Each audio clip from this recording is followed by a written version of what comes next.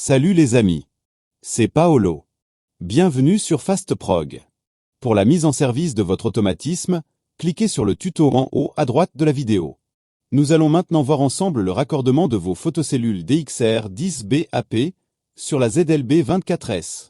Il vous est possible de télécharger les notices grâce au QR code actuellement en vidéo ou au lien en description. Et si vous ne voulez pas vous embêter avec le mode d'emploi, suivez-moi. Allons-y. Pensez toujours à mettre hors tension votre automatisme avant toute intervention sur la carte de commande. Voici représenté en haut le bornier de la carte ZLB24S. Remarquez que cette carte possède 4 entrées de sécurité CX, CY, CZ et CK. Il est donc possible de raccorder 4 dispositifs de sécurité auxquels vous pourrez indépendamment attribuer la fonction souhaitée. Si vous êtes amené à raccorder plus de 4 dispositifs, il faudra effectuer un câblage en série avec un des dispositifs déjà raccordés. Plus bas à gauche, la cellule réceptrice RX, et à droite, la cellule émettrice TX. Vous n'êtes bien évidemment pas obligé d'effectuer votre câblage dans l'ordre présenté maintenant. La borne 10 de la ZLB24S doit être raccordée à la borne 10 de la photocellule filaire. La borne 11 doit être raccordée à la borne 11. Ensuite, le 2 de la ZLB24S sera raccordé à une des bornes out de la RX. Puis l'autre borne out de la RX sera raccordée à la borne CX de la ZLB24S. Et voilà, le câblage est terminé. Dans notre exemple, nous sommes sur CX. Mais si d'autres dispositifs de sécurité étaient déjà branchés sur CX, alors vous pourriez brancher ce nouveau jeu de photocellules sur CY, CZ ou CK. Et comme je vous l'ai expliqué au début de la vidéo, si CX, CY, CZ et CK sont déjà utilisés, alors effectuez un branchement en série.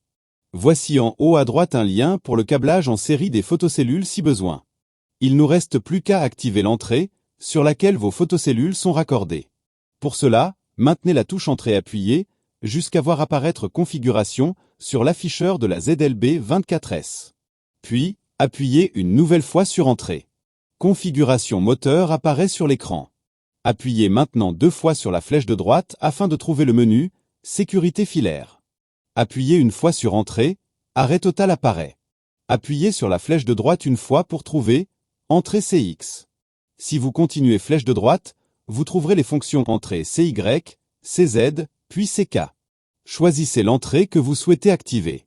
Et appuyez sur la touche Entrée. Comme vous pouvez le voir sur la vidéo, il existe 11 différents modes de fonctionnement lors du passage devant les cellules ou l'activation des bords sensibles.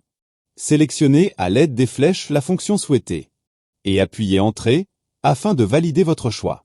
Ressortez du menu de programmation en appuyant plusieurs fois sur la touche ESC. Si un défaut de sécurité C1, C2 ou autre C apparaît sur l'écran, pas de panique. Assurez-vous que rien ni personne ne se trouve entre les photocellules. Voici en vidéo la signification des voyants LED des DLX, dont celle vous permettant de vérifier l'alignement.